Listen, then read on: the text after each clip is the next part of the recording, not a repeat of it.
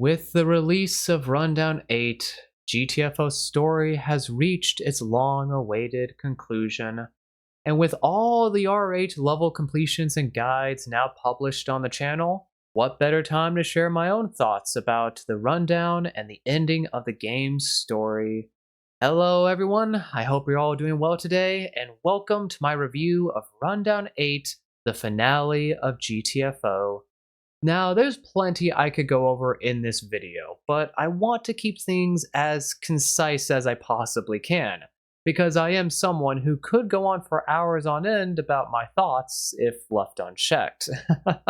Which is why I'm going to limit myself to the three main focal points I was paying attention to as I played through the rundown for my first time. Those three things being storytelling and elements, level design and mechanics, and lastly, overall difficulty. These have always been the priority of my attention whenever a new rundown released, and with Rundown 8 being the final one, I had high expectations for it. I wanted this rundown to bewilder me far more than any of the previous 7, to top the leaderboards, and by far be the best rundown that 10 Chambers has ever released. But did they manage to succeed and blow my expectations better than a well-placed mine on a blood door? Well, I suppose you'll have to stick around to find out.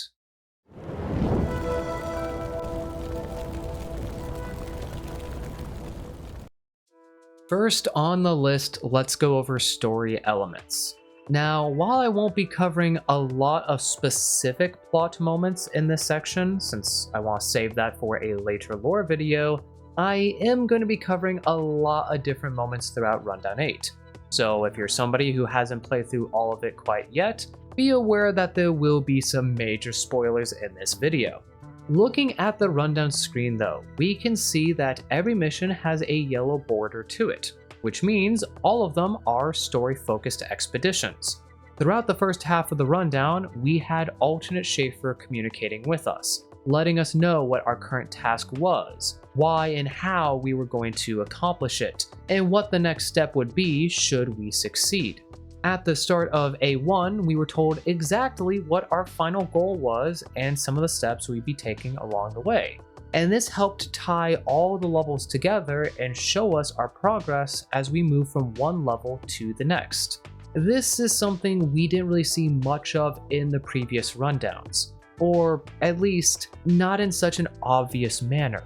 In some of the previous rundowns, we did have connections between levels and a form of progression and even some story-focused missions here and there, but some of it could be quite easy to miss. An example of this being Rundown 3. In R3A1, we took a neonate that we brought with us from Rundown 2 to a special machine to resuscitate it. Our next step was to then depressurize the neonate to gain access to its contents, but some steps needed to be taken before we could actually do that. In the next mission, R3A2, we brought a generator cluster back online to activate the air purification system of the reactor in R3A3.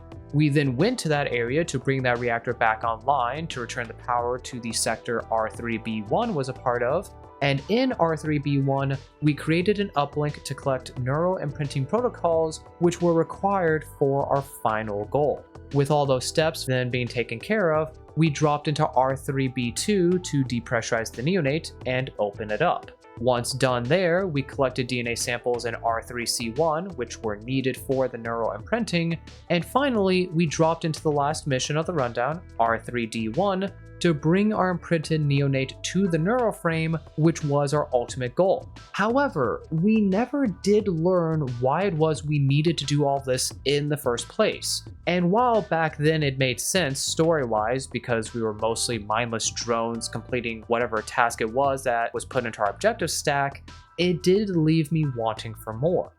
Later on, Rundown 7 did improve upon this, as we had interactions with OG Schaefer and Henriksen in multiple expeditions, but not every level had these interactions. And some of the ones that did felt like it was an added bonus to the level that didn't really have anything to do with what was going on at the current moment. This didn't feel like an issue though in Rundown 8.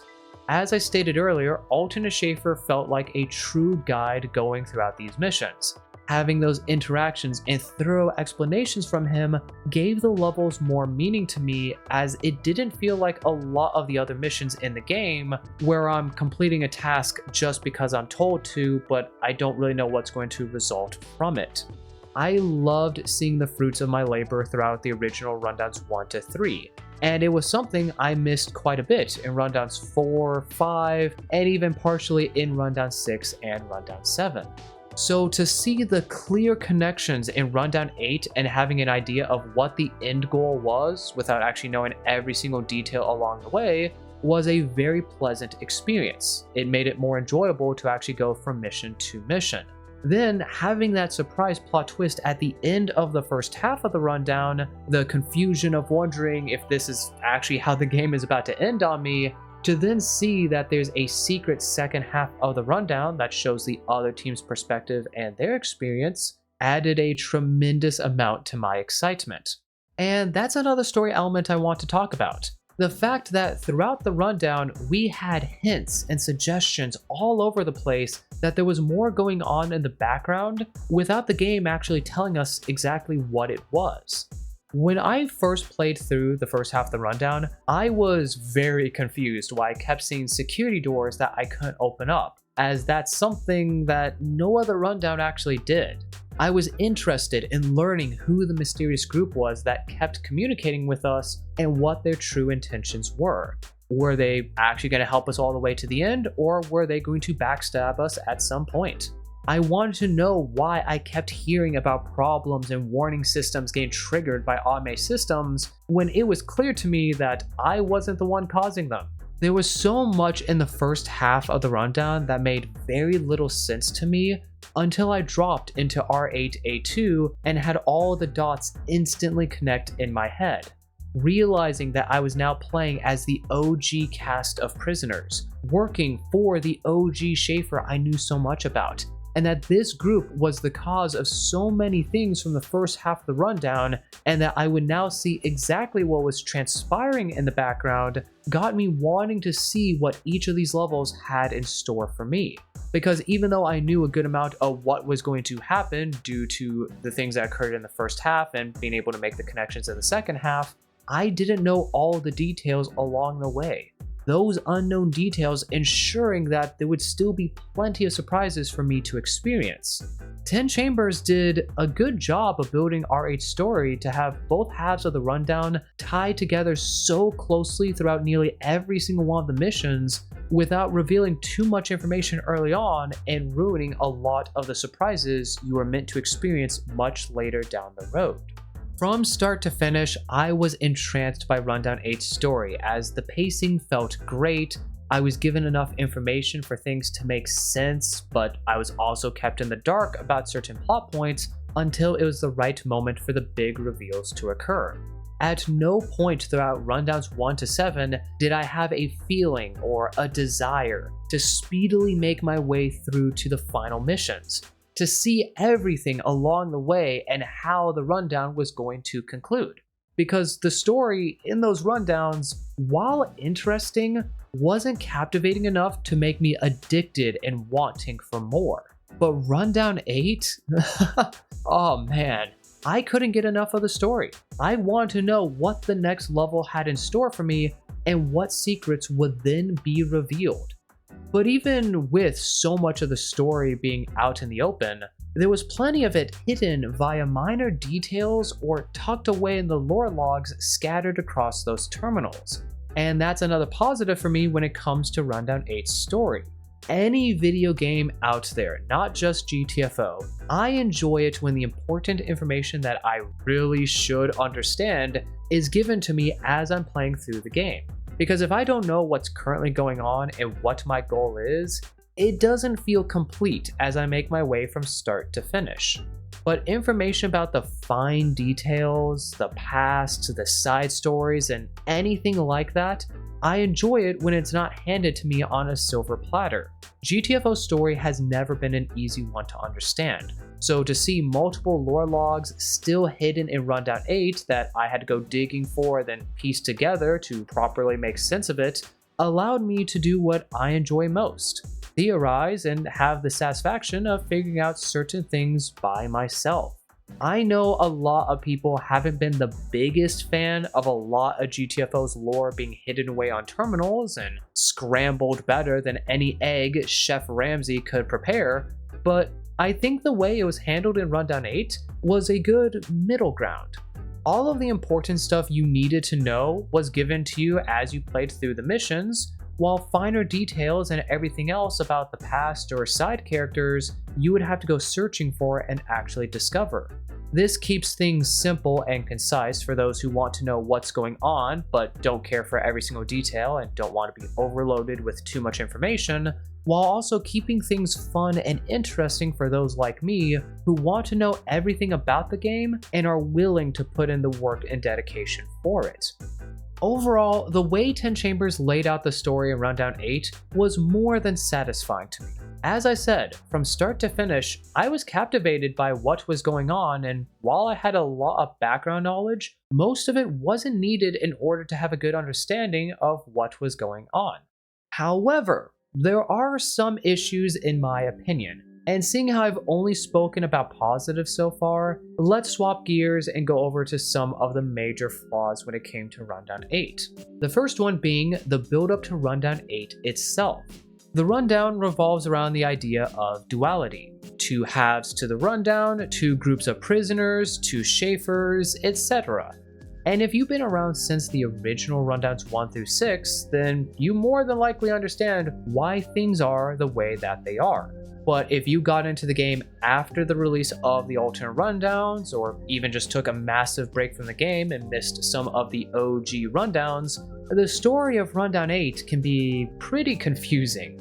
Let's say you just got the game and played through all of the rundowns in numerical order without even knowing that there used to be the original R1 through R6. If you didn't pay close attention and go looking for those hidden lore logs, you probably wouldn't realize that the people you saw in alternate R1 to R6 aren't the same as the ones you saw in Rundown 7. Sure, alternate Schaefer and OG Schaefer are a lot different in the ways they speak and act, but there's only one moment in the alternate rundowns that you hear Schaefer speak that you can't possibly miss. And that would be towards the ending of alternate R6D1. There he tells us the Warden isn't our enemy and that he's got a plan for us, but then you move on into Rundown 7 and you're dealing with the OG Schaefer who is completely different. And to some, this might tip them off that something isn't quite right and they're missing some crucial information, but it could also easily be overseen by players and ignored. If you listen to multiple of alternate Schaefer's audio logs and read certain lore logs stashed away on those terminals through the alternate rundowns, then it would be a lot clearer to you as a player, but I feel like this should have been made clear through more direct means. Either 10 Chambers should have made some of those audio logs recorded by alternate Schaefer things that you couldn't possibly miss, like the one in alternate R6D1, or they should have changed the dialogue in R7A1 to make it a lot clearer that this wasn't the same Schaefer you were dealing with, and you weren't playing as the same group of prisoners that you were from the previous 6 rundowns. This would avoid a lot of confusion that I've been seeing quite a few people experience as they make their way through Rundown 8. The only other major flaw though that I'll mention here is the connection point between R8C2 and R8D2. As I said earlier, the levels in Rundown 8 connected to each other quite nicely due to how the story was written. However, something that stood out to me as I was playing through the first time was how in the world did we go from blasting our way through hordes of sleepers, removing our control chips and freeing ourselves from OG Schaefer's grasp at the end of R8C2, to then dropping down into R8D2 and exploring the reservoirs looking for a way out. R8C2 is the only level in all of GTFO, aside from R8E1 and R8E2, where we didn't escape via a drop lift. We were holding out on that final full team scan, and then black screen, level completed, you're done. And don't get me wrong, I love how that level ends, and any day of the week, I would prefer that ending over another just simple run back to extraction and get out through a scan there. But I was expecting the start of RAD2 to explain how we got from point A to point B, not to just brush off that detail and hide it under the rug like they did. It almost feels as if there was supposed to be another level between C2 and D2, and I feel like 10 Chambers definitely could have made that work. This supposed level would have been one where you continued from where you left off in C2, and your objective is to just simply escape. The level would be formatted like any other typical Warden Survival Protocol mission. You would start off in that main hub room. Instead of a drop sequence, you would probably just have the screen go black and see you and your characters actually waking up and standing up once everybody has loaded in. You've got a 30 to 60 second timer at the top of your screen to show you how long you have until the next wave of enemies starts spawning in. But as you run back to the beginning of the level, you would hear an explosion in the distance. Then when you actually got towards the start of the level, you would see that the way out has been caved in, but a new route through a broken wall has been opened up to you. You then have to make your way through these new zones looking for a drop lift that you can use to escape to safety. Now, of course, if 10 Chambers did originally make a level like that, we would also, of course, need a level in the first half of the rundown to keep the duality theme going. But they easily could have pulled that off as well by just separating R8C1's objective of gathering new coordinates for the data cubes and uploading that information onto them into two different levels. Rundown 8 would then consist of 14 missions, which I think is a fair amount, and there wouldn't be any major holes in the story on either half. Aside from those two gripes that I have about R8's story though, I have no other major complaints. From start to finish, I enjoyed nearly every step along the way, and while I predicted what the ending was going to be quite a long time ago, it was still fun experiencing it firsthand and seeing the story reach its conclusion. Overall, I firmly believe that while not perfectly executed, 10 Chambers did a great job with Rundown 8's plot. And while they could have dragged the story on for a few more rundowns, which, yeah, I'll be honest, I would have loved to have seen that happen, what we got with R8 was far more than what I originally expected to see. It outdid all of the previous rundowns by far, and I'm more than satisfied with how it all ended. Well, that portion of the video lasted quite a bit longer than I thought it was going to. Well, it did have the most to discuss of the 3 points, so it's understandable. These next two segments should be a fair amount shorter, hopefully though, since they're a bit more straightforward. So moving on to the next point, level design and mechanics. Going into Rundown 8, I was praying to see the same thing as I was pretty much any other rundown. New, unique features that would make these levels and the rundown as a whole stand out among the rest and be enjoyable to play. And this could have been done through a number of different things. New enemies, tile sets and environments, level objectives, mechanics, gimmicks, etc. If this was truly going to be the final rundown of the game, it needed to end things on a very high note, both in terms of story and gameplay. GTFO has been around for over 4 years now, and we've seen a lot of expeditions along the way. But after a while, things started to get a little repetitive in people's eyes. The community yearned for levels that didn't feel like ones we've already done before. They wanted another Rundown 2. Now, if you haven't been here since pretty much the beginning of the game, you more than likely don't know what it is I mean by that, so let me quickly explain. When Rundown 2 released, people heralded it as the best rundown in the game, and it held on to that title for many rundowns afterwards. And it wasn't because people hated some of the following rundowns, but rather some people in the community felt like the next few rundowns lacked uniqueness. People loved to point out that arguably every single level in Rundown 2 introduced something new to the game. infectious fog, multiple new level objectives, enemies, blood doors, error alarms, and the list just kept going on. So much new stuff was brought in through Rundown 2 that it wasn't possible for the next few rundowns to compete in that regard. Now, going into Rundown 8, I wasn't expecting to see another Rundown 2. That just wasn't possible with how far into development the game was. But I was expecting to see a lot of new ideas brought to the table to help it stand out. And I'll say it right now, 10 Chambers definitely delivered in my eyes. Throughout Rundown 8, we saw a lot of new ideas. Nearly every level had at least one mechanic or gimmick in it that we hadn't seen in pretty much any of the previous rundowns. B1 introduced some of the nightmare enemies as well as the nightmare dimension.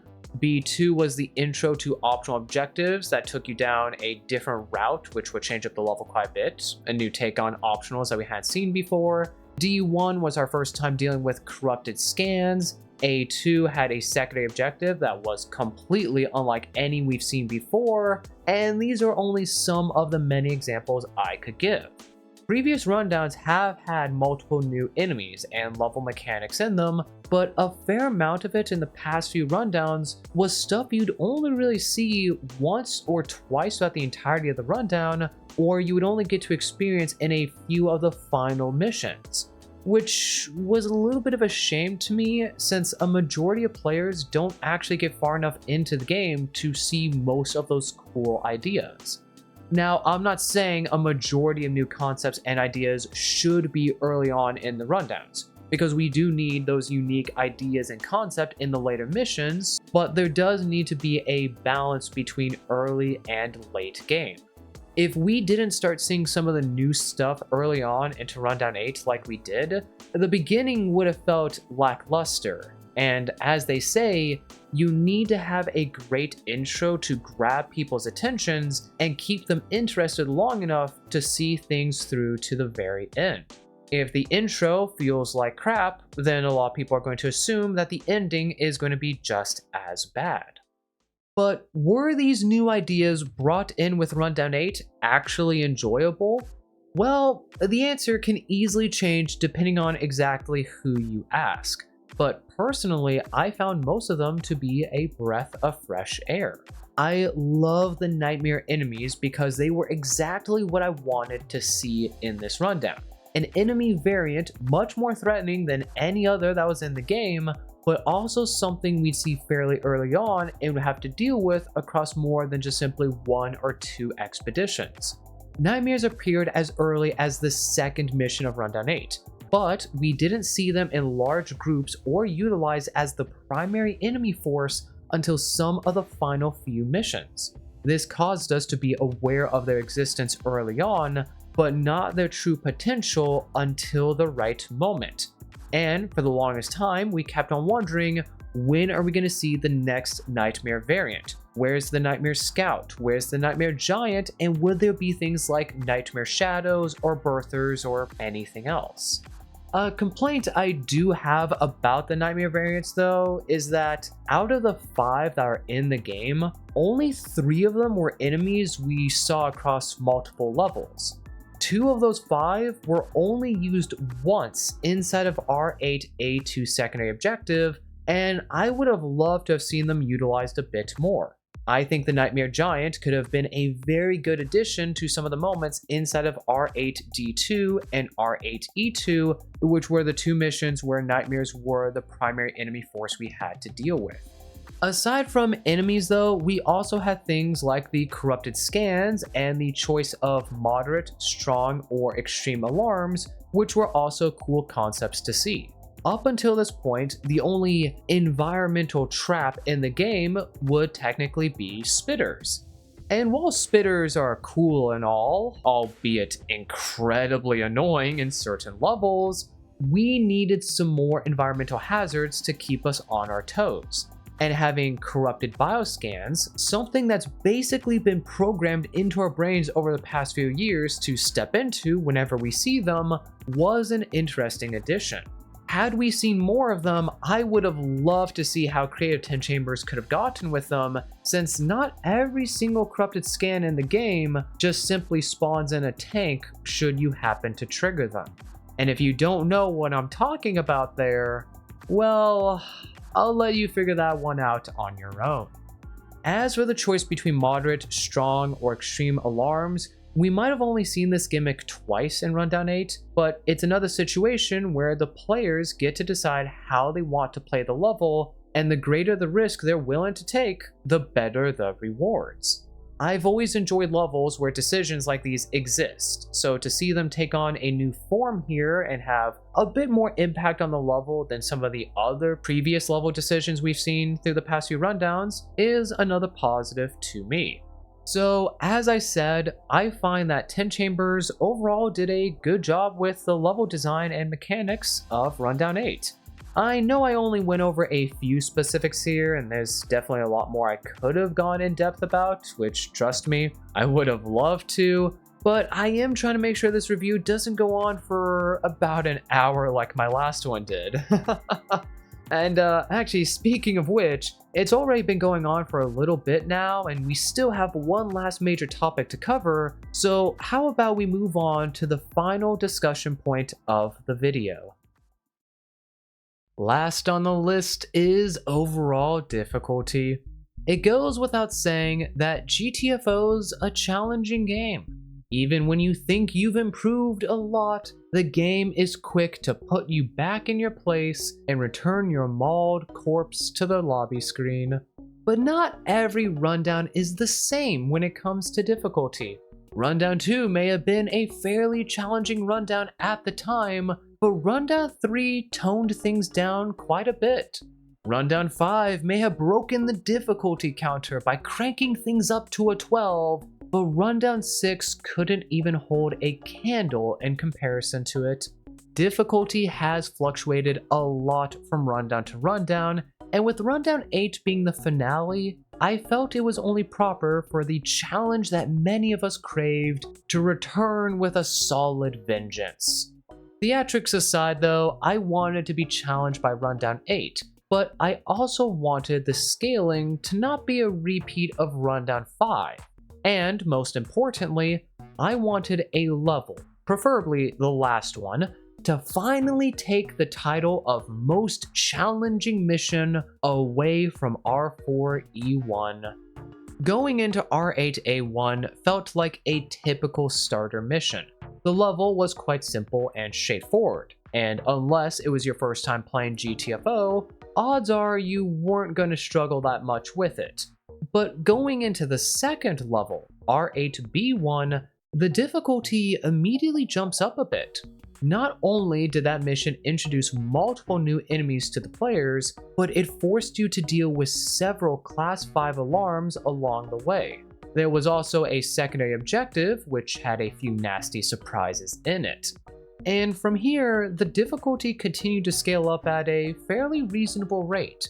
We didn't have another repeat of Rundown 5 where you'd start seeing things like giant charger error alarms or auto wake up birthers before you even saw a regular sleeping giant striker. Thankfully, 10 Chambers seem to have learned that while cranking up the difficulty a lot in a rundown is fine, you need to make sure the pacing is at least reasonable so people don't feel like they went from the shallow end of the pool straight into the deep end without their floaties. But was the rate of increase too slow? Well, if you're someone who's completed most, if not all, of the previous 7 rundowns, you more than likely weren't challenged by Rundown 8 until you got to the second half of it. But what about the ending of the first half, R8E1? While this level is labeled as an E-tier mission, which are known as the pinnacle of the rundowns, it is without question the easiest E-tier mission in the entire game. Not only did it contain a checkpoint in it, which is something we have seen in no other E-tier expedition, but the objective itself is basically just a run and gun, or a run and foam depending on how you play it. And it only takes about 25 minutes to complete.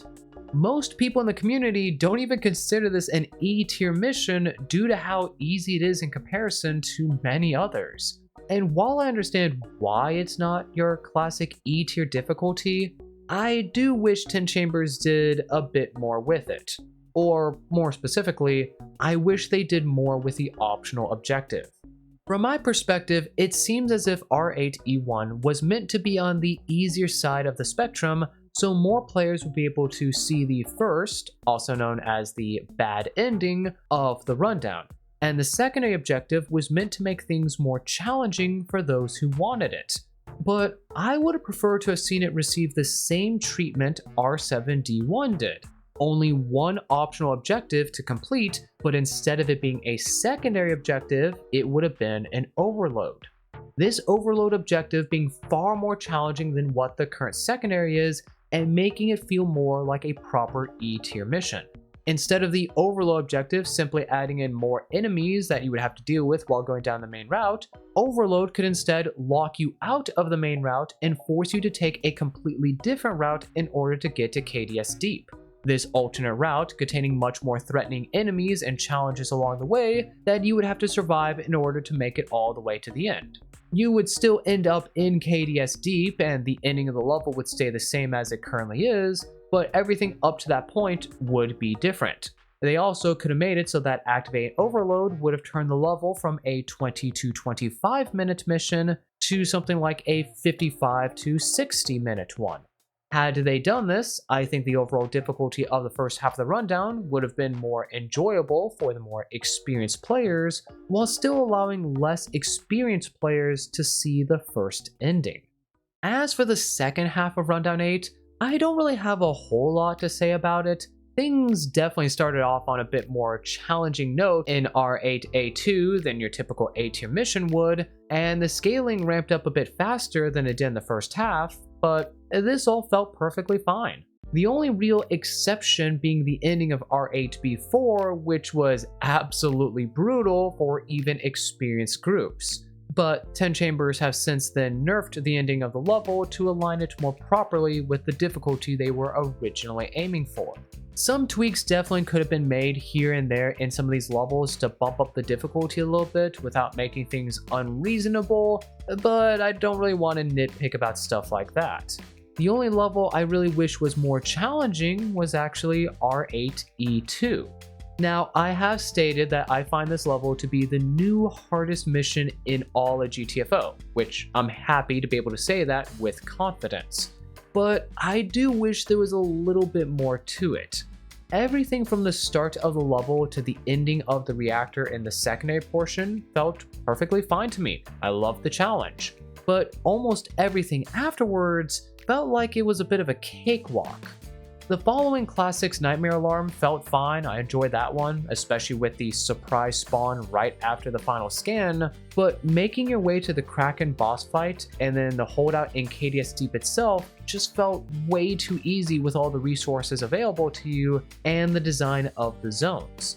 We've killed multiple Krakens by this point, and while this one at the ending was a little different, I would have loved to have seen it either spawn in armored flyers or really anything else done differently to make it feel like much more than any of the Krakens we've killed before.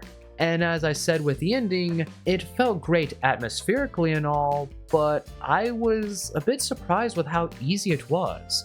After the Kraken fight, you're fully stocked up on resources. And while you'll have to kill a fair amount of enemies as you're completing those final 3 scans, the enemies are spawning so far away from you and they funnel so perfectly that a single hell gun or hell rifle can trivialize most of the enemies. All that's coming after you are regular strikers and shooters, nightmare strikers and shooters, although the nightmares only spawn in during the first of 3 scans, regular chargers, and then 2 snatchers. And those 2 snatchers are honestly the only thing that could actually cause you to wipe if you don't do something really stupid like shooting your teammates in the back of the head. Since this is the finale of the game, the last holdout that you need to survive until you're finally free, it would have been more interesting to see some more enemy variety. Strikers, shooters, nightmares, giants, hybrids, chargers, shadows, flyers. Practically everything should have been coming after you as you're desperately fighting tooth and nail against it all, praying that the scan is about to complete and teleport you away to safety before you get overrun. The current version feels nice on the first time completion because it's the first time you're about to beat the game, but every run afterwards feels lackluster once you get past the reactor. So even though I consider R8E2 the most challenging level across all 8 rundowns and a great conclusion to GTFO's story, I do believe 10 Chambers slightly missed the mark with its difficulty.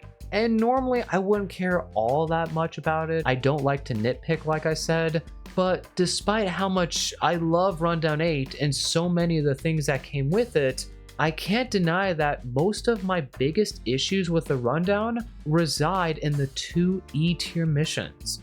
And since those are meant to be the pinnacle moments of not just Rundown 8, but honestly the game as a whole, it is a bit saddening knowing that they could have been so much more than what they currently are.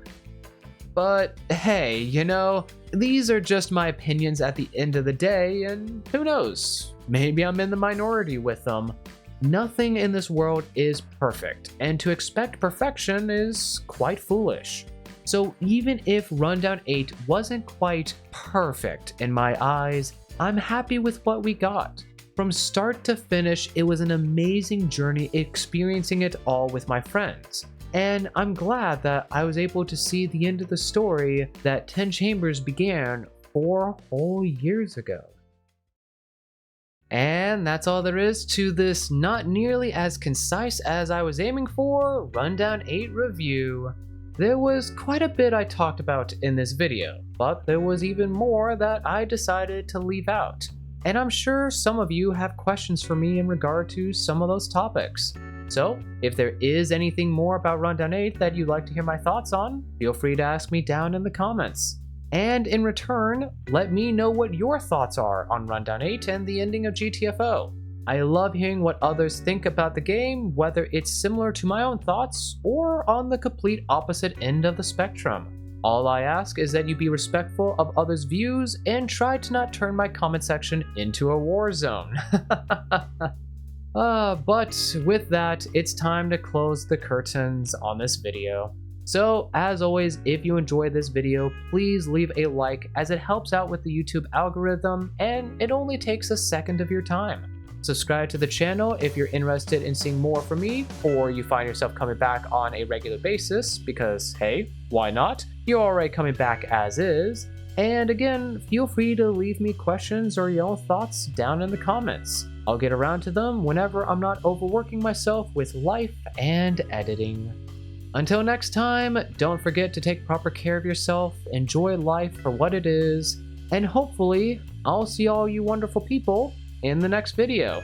I've got a bit of a special one planned up next.